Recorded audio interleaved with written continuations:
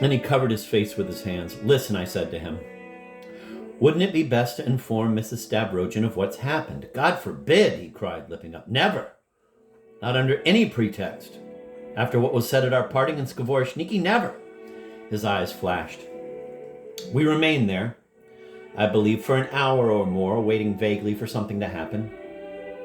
He stretched himself out on the sofa and closed his eyes, remaining in that position for a full 20 minutes without uttering a word. I thought he'd fallen asleep or even fainted.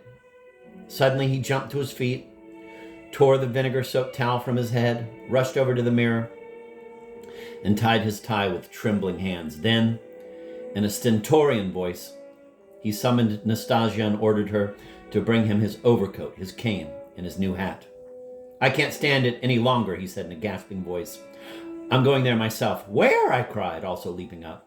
"I'm going to see Lemk. I must share. It's my duty. I'm a citizen and a man, not a chip of wood.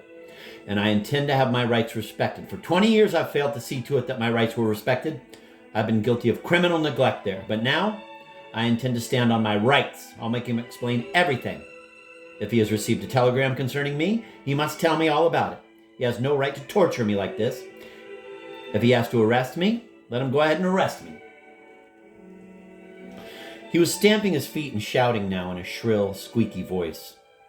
"This time I agree with you," I said as calmly as I could, although I was really worried about him. "It will make you feel much better than sitting here and waiting in your present state of anguish. But I really think you ought to pull yourself together. You look like God knows what, and you certainly shouldn't go there in such a state.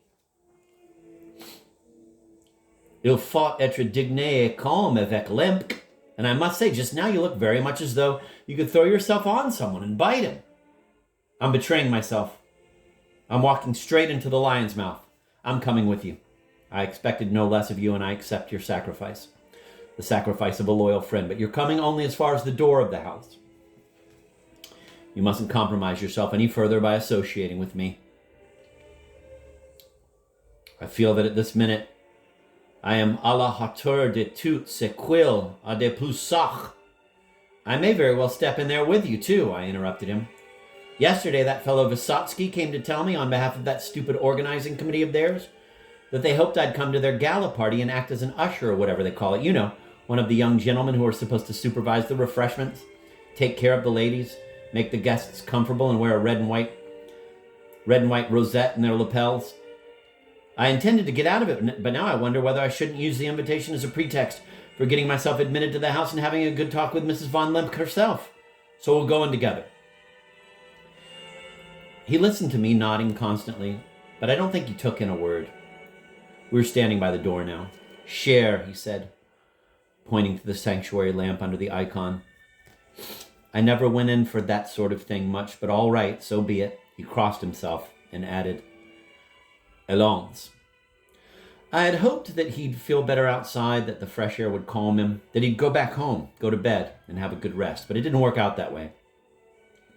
As we were walking along the street, we became involved in an incident that decided Mr. Verkovensky irrevocably. Yes, I must confess the energy my poor, dear friend displayed that morning came as a complete surprise to me. Chapter 11, Freebooters, a Fatal Morning. The incident that occurred on our way to the governor's was really quite extraordinary. I'd better describe it as it unfolded. About an hour before Mr. Verkovensky and I stepped out into the street, a procession of 70 or more workers from the Spigulin factory had paraded through the town, watched with curiosity by many people. The men had marched in a quiet, orderly fashion. Later, some people claimed that these 70 men had been elected from among the factory's 900 workers to complain to the governor, the owners being absent, about the manager who had shamelessly cheated them, a fact that had now been established beyond any doubt. Others maintained that the 70 men were not representative of the 900 workers at all, because the workers would never have elected so many to form a delegation. That they were simply a batch of the most disgruntled individuals concerned only with their own business, and that, therefore, there was no question of an organized revolt. A third group maintained heatedly that the 70 men were not merely rebellious workers, but much worse than that, political revolutionaries. that the group was made up of the most rabid of them, who could only have been brought to this state of political frenzy by subversive literature. In a word, whether or not there was some hidden influence or incitement exerted has never been made plain. Now, my personal opinion, for whatever it is worth, is that no subversive literature was involved in it at all, and that even if the workers had come across some, and even if they'd read it, they certainly wouldn't have understood a word, because the authors of that sort of thing write so obscurely that it's hard to tell what they mean. And since the workers really were being defrauded at the factory, and the police authorities to whom they had complained seemed uninterested in their plight, what could have been more natural than for them to try to address themselves to the governor himself, and, if possible, even to present a written petition to him, throwing themselves at his feet as before Providence and trusting to his sense of justice? I don't think there was any need here for revolt or for a representative delegation, because the procedure is an ancient and historical one. The Russian people have always liked to talk directly to the big boss, even if simply for the pleasure of it, regardless of what the results of such talks are likely to be.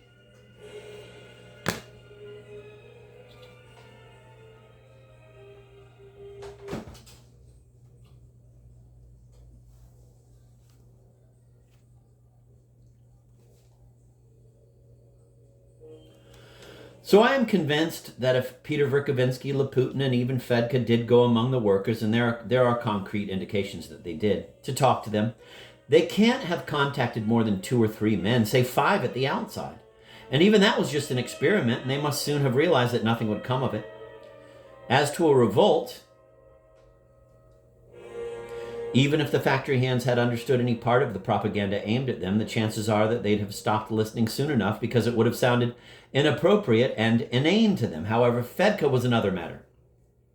He seems to have been somewhat more successful than Peter. It has been established beyond doubt now that Fedka and 2 factory hands were involved in starting a fire that broke out 3 days later in our town. 3 other workers were caught in the district 3 months afterward and convicted of arson. But even if Fedka did manage to draw some workers into direct action, it was only those 5, and nothing of the sort can be imputed to any of the other workers at the factory. Whatever the case may be, the workers arrived quietly and stood in an orderly formation in the small square facing the governor's residence.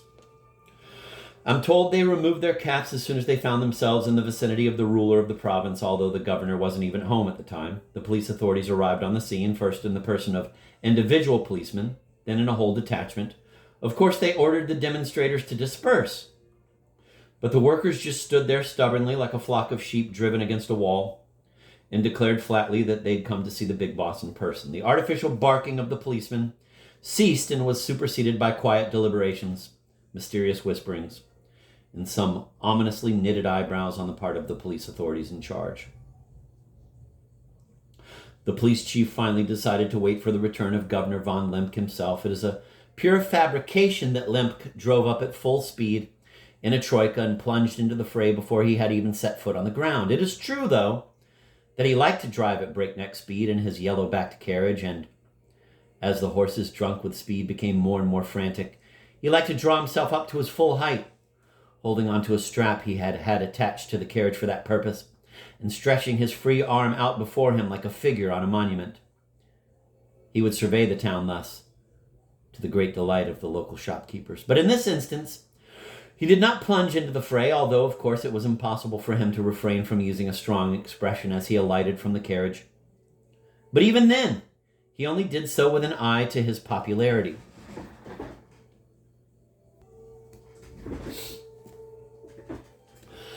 And the stories about the summoning of soldiers with fixed bayonets and about telegrams asking for reinforcements of Cossacks and artillery are even further from the truth. They are nothing but fairy tales, and no one believes them today. It is also completely untrue that firemen sprayed the crowd with water. That legend started because the police commissioner, under the pressure of excitement, shouted at the crowd that none of them would get away with it, and that they'd all, quote, look like a lot of drowned rats by the time they got home, end of quote. But the Moscow and Petersburg papers reported firemen drenching the crowd.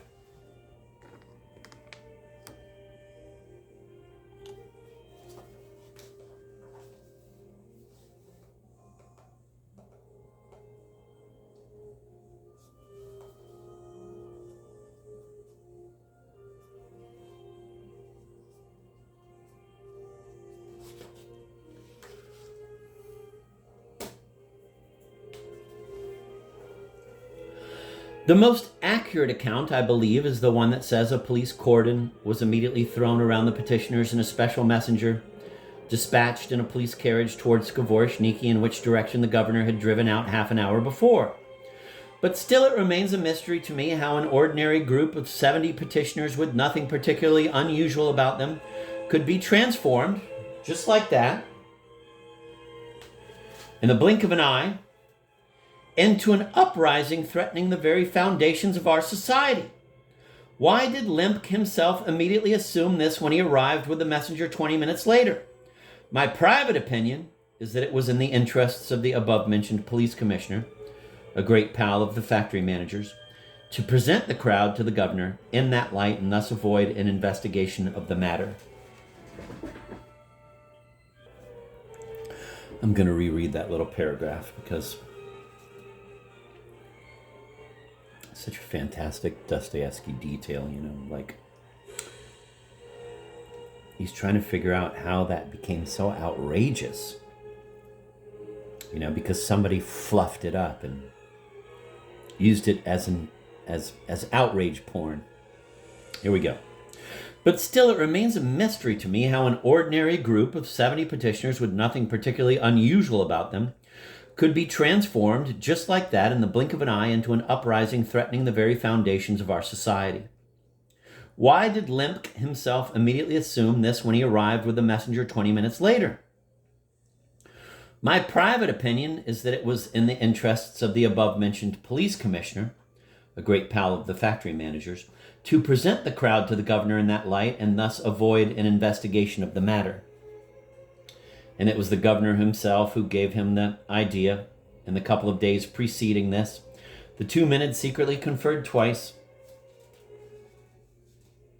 And although these conferences were conducted in rather vague terms, the police commissioner had been left with the definite impression that the governor was stubbornly clinging to the idea that the political pamphlets were having an effect and that he would be very disappointed if the rumors of a subversive plot turned out to be sheer nonsense.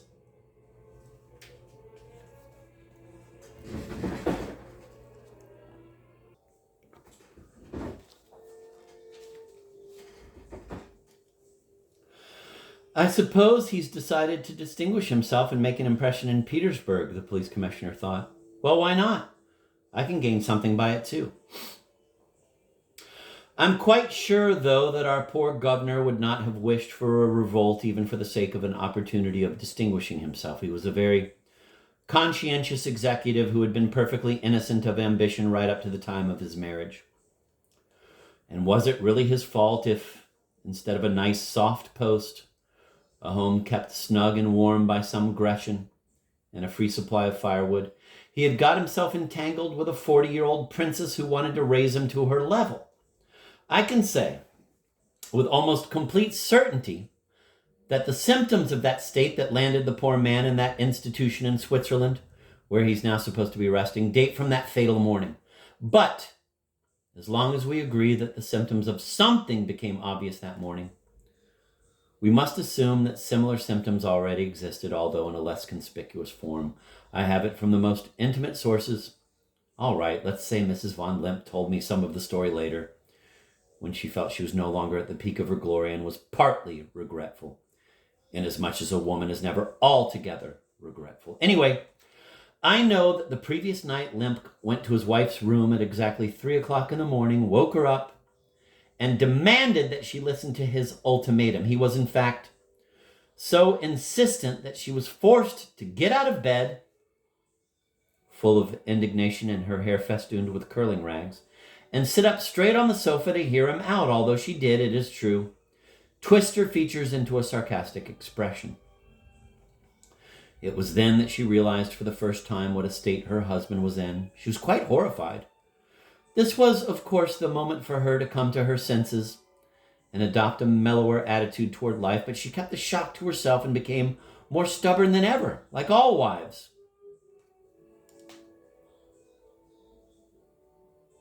She had her way of handling her husband, and in using it, she had often driven him to exasperation. Julie von Limp's method consisted of a scornful silence that might last for 1 hour, 2 hours a day, and sometimes as long as 3 days. She maintained the silence no matter what happened, and regardless of what her husband did, even if he threatened to jump out of the third-floor window. It was enough to drive a sensitive man absolutely insane, whether Julie was punishing her husband for his errors in judgment or for his jealousy of her administrative talents, or was indignant with him because of his disapproval of the way she behaved with a young set and in our society in general, or was irritated by his stupid jealousy over her and Peter Verkovensky. She decided she wouldn't yield this time, despite the late hour and her husband's unusual agitation, just as she had never yielded before.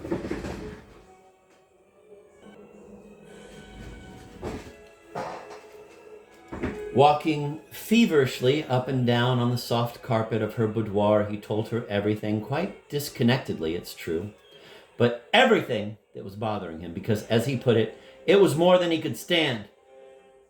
He started by declaring that he was a general laughingstock and that he had allowed himself to be, quote, led by the nose, end of quote.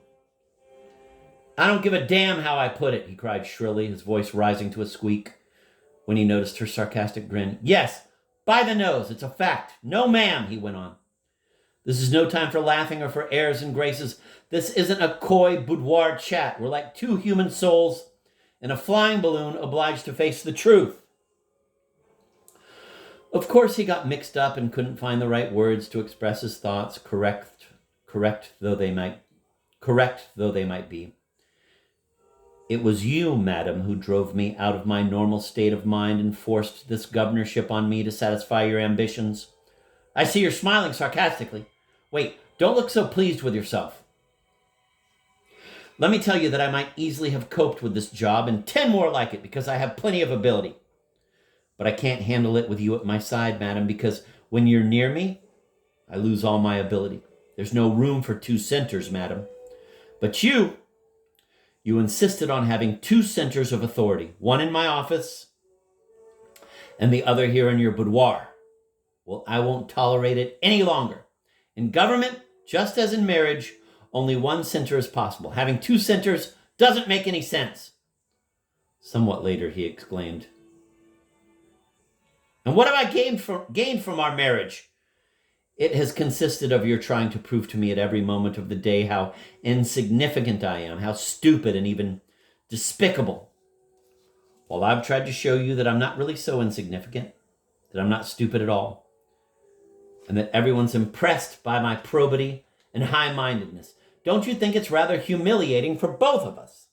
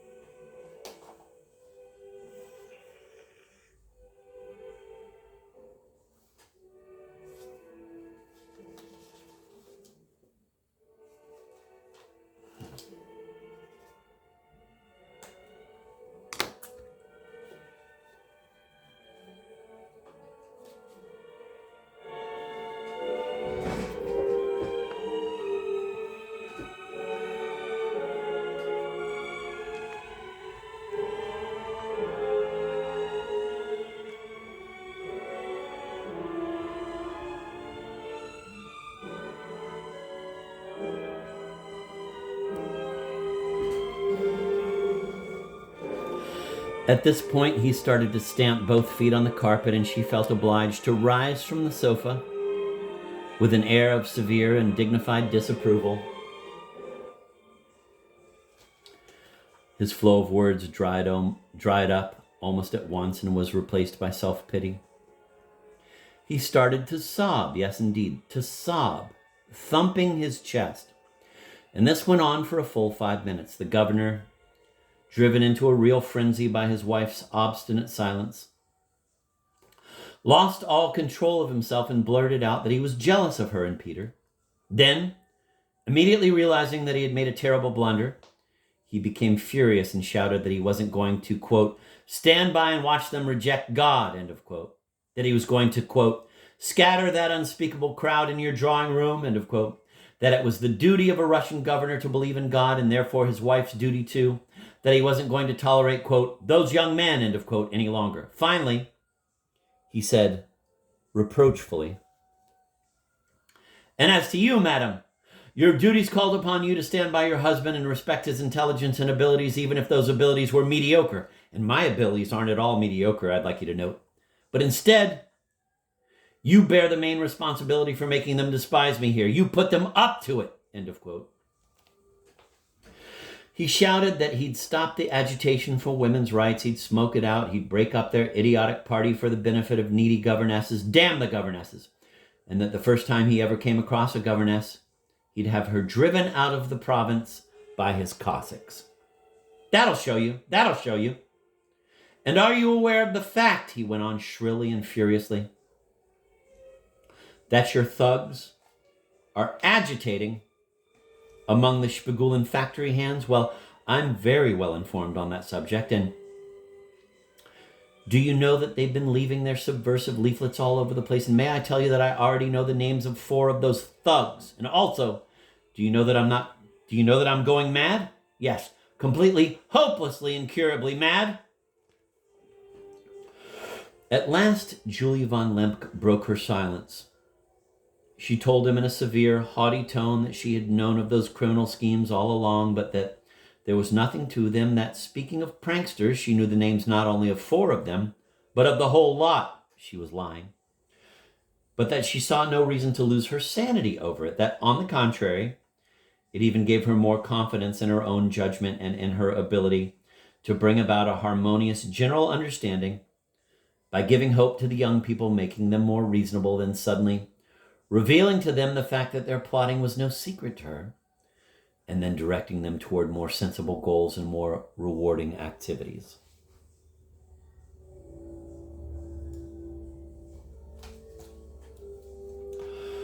Ah, what her words did to her husband, seeing that Peter had once again double-crossed him and made him look like an idiot, and that in reality he had told Julie much more than he had told him, and much earlier. The thought flashed through his head that perhaps Peter himself was the main author of that criminal conspiracy. And he flew into an uncontrollable rage. I want you to know, you confused and venomous woman, he screamed, throwing aside all restraint. I want you to know that I'll have your miserable lover arrested, put in chains, and locked up, or I'll throw myself out of the window before your very eyes. Julie, who had turned green with fury, replied to this tirade with a long, resounding peal of laughter, larded with trills and tremolos, exactly as a Parisian actress performing in the French theater under 100,000 ruble contract to play the coquette roles, laughs in her husband's face because he has dared to be jealous over her flirtations. I'm going to reread that paragraph because I wanted to read it more poetically, but of course I stumbled over it because I knew how much I loved it.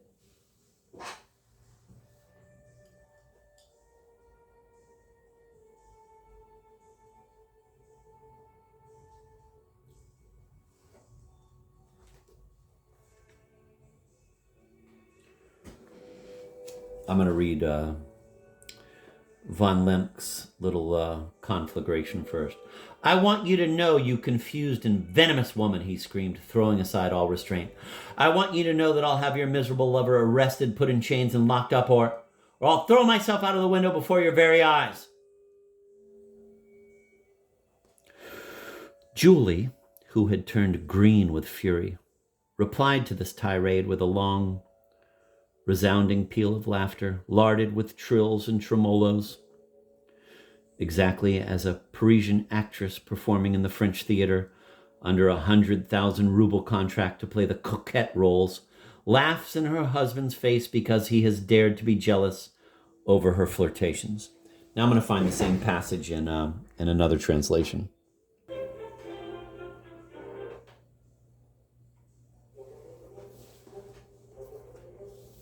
All right, here we go. This is from the Pavir Volokonsky translation.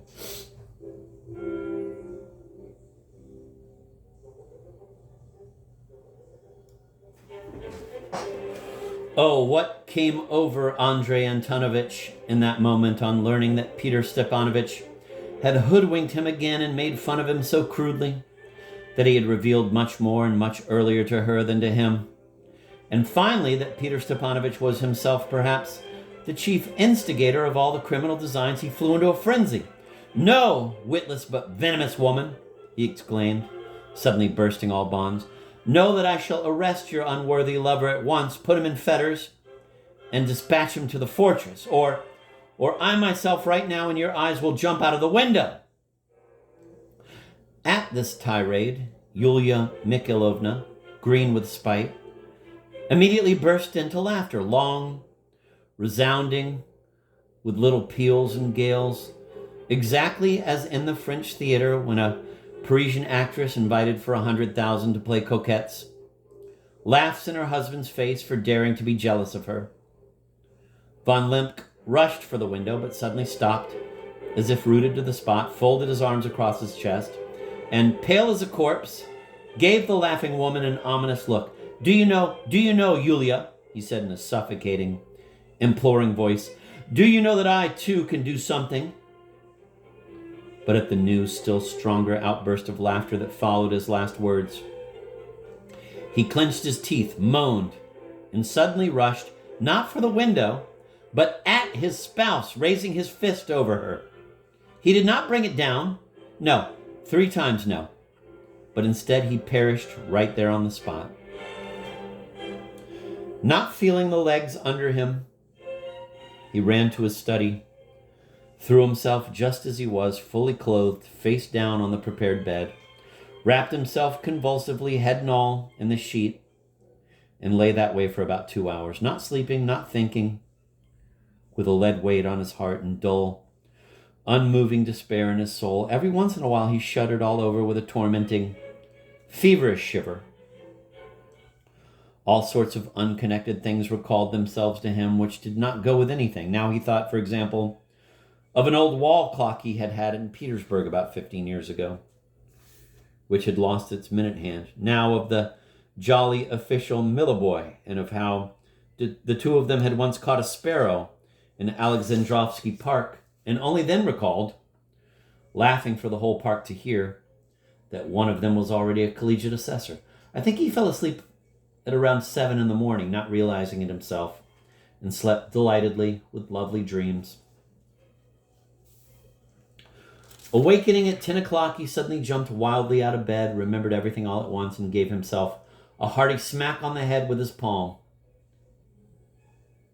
No breakfast, no Blum, no police chief, no official come to remind him that the members of the blank committee were expecting his chairmanship that morning. He received none of them.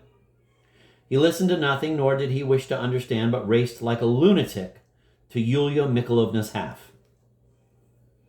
There, Sofia Antropovna, a little old lady of gentle birth, who had long been living with Yulia Mikhailovna, explained to him that his wife had set out at 10 o'clock with a large company and 3 carriages for Varvara Petrovna Stavrogins at Skvoreshniki to look over the site for the future fete, the second one, planned for 2 weeks later, and that this had already been arranged 3 days ago with Varvara Petrovna herself. Stunned by the news, Andrei Antonovich went back to his study and impetuously ordered horses.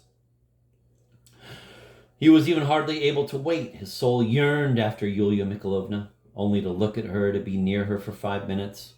Perhaps she would look at him, notice him, smile as she used to, forgive. Oh, but what's with those horses? Mechanically, he opened a thick book that was lying on the table. He sometimes did divinations this way, by a book, opening it at random and reading on the right-hand page 3 lines from the top. It came out, "Everything is for the best in the best of all possible words.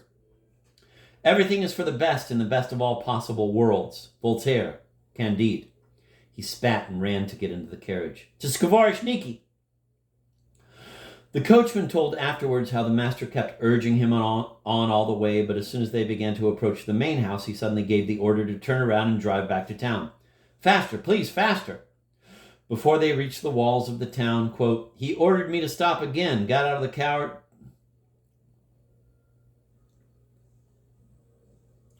Before they reached the walls of the town, quote, he ordered me to stop again, got out of the carriage, and went across the road into a field.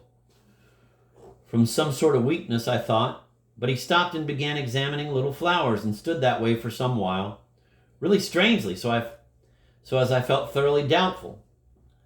Thus the coachman testified. I recall the weather that morning. It was a cold, clear, but windy September day. Spread before Andrei Antonovich, who had left the road, lay a stern landscape of bare fields from which the bread had been harvested long before. The howling wind swayed some pitiful remnants of dying yellow flowers. Did he wish to compare himself and his lot with stunted flowers beaten down by autumn and the frost? I don't think so. I even think it was certainly not so, and that he did not remember anything at all about the little flowers, despite the testimony of the coachman and the officer from the first precinct, who drove up at that moment in the police chief's droshky, and later affirmed that he had indeed found the front office with a bunch of yellow flowers in his hand. This police officer, an ecstatically administrative person, Vasily Ivanovich Filibusterov, who was still a newcomer to our town, but had already distinguished himself and been noised abroad for his boundless zeal, a certain swoop in all his ways along the executive line, and an innate unsobriety. Leaping from the droshky and not hesitating in the least at the sight of the front office's occupation, looking crazy but convinced, he fired off the report that, quote, there's unrest in town, end of quote. I'm going to read this same section from the Andrew R. McAndrew translation, which I much like much more in this instance. How long does it take to get the horses ready? Without thinking, he opened a big book that lay on his desk. He sometimes opened it like that at random and read the 3 first lines on the right-hand page. Now he read, everything is possible in this best of all possible worlds. God, I did the same thing as last time. Voltaire, Candide. He shrugged and hurried off to the waiting carriage. To Skvoreshniki. The coachman said later that the governor kept urging him on all the way, but that just as they drove up to the Stavrogins' country house, he suddenly ordered him to turn around and drive back to town. And please, hurry, hurry. Before they reached the town's ramparts, the coachman said later, the master ordered me to stop, stepped out of the carriage, crossed the road, and walked into a field. I thought the master wished to relieve himself, but then I saw that he was picking flowers and examining them, and he went on doing that for a long time, and I found it real strange, and I began to wonder. That's what was learned from the coachman. I remember the weather that day. It was a clear, sunny September day, although rather windy and cold. Standing in that field by the road, Lemk was facing the bleak, stubble-covered land over which the whistling wind was roughly swaying a few remaining half-dead yellow flowers. Perhaps he felt a kinship between his destiny and that of those poor little yellow plants battered by the cold wind and stunted by the autumn frosts, but I don't think so. Indeed, I'm almost sure that was not the case. I think he was quite unaware of the flowers, in spite of what the coachman said, although his testimony was confirmed by the messenger, who drove up at that moment in the police commissioner's carriage and who later asserted that he too had seen the governor standing with a bunch of yellow flowers in his hand. This messenger, a police officer called Vasily Freebootin, was one of those enthusiastic officials. He was still a relative newcomer in our town, but he had already managed to earn himself great renown by his zeal, by the special zest with which he carried out his duties, and by his constant state of inebriation, jumping down from his carriage, and without showing the least surprise at seeing the governor standing rather strangely in the middle of a field, he reported to him in an insane but terribly convincing tone, disturbances have broken out in town, Governor, sir. Ah. What? Lemk turned toward him, giving him a stern glance that, however, expressed neither surprise nor awareness of what was going on or of where he was. There's no way of telling, but perhaps he thought he was in his study. I'm Police Inspector Freebootin of the 1st District, sir. There's an uprising in the town, sir. Freebooters? Lemk repeated as if in a dream. Yes, sir. The workers of the Shpigulin factory are rioting. Ah, the Shpigulin men. The name Shpigulin triggered something in the governor's mind. He started, touched his forehead with a finger, muttering, "Spigulin. Spigulin." Still, without answering the messenger, he walked unhurriedly toward his carriage, got into it, and ordered the coachman to drive to town. Messenger Freebooten followed in the police carriage.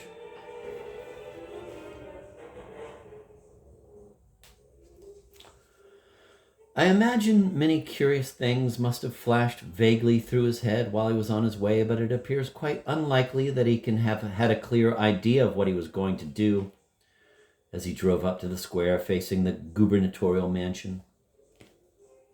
The orderly ranks of the, quote, rioting mob, end of quote, stood there, surrounded by a police cordon headed by the apparently helpless, perhaps deliberately helpless, police commissioner.